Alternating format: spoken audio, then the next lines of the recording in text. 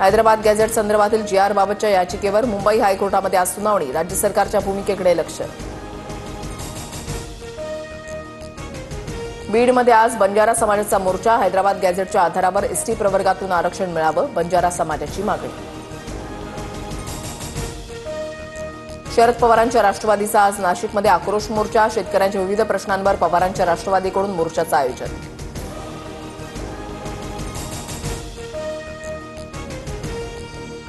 माझ्यावर खोटे आरोप झाले म्हणून काँग्रेस सोडून भाजपमध्ये आलो. माजी मुख्यमंत्री अशोक चव्हाणांचं भुया उंचावणारं विधान.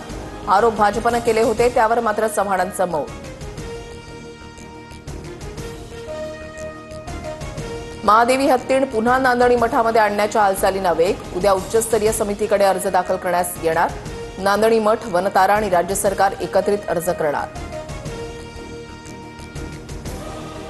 आशिया चषकामध्ये भारताकडून पाकिस्तानचा 7 विकेट्सनं धुव्वा. टीम इंडियाकडून भारतीय लष्कराला समर्पित.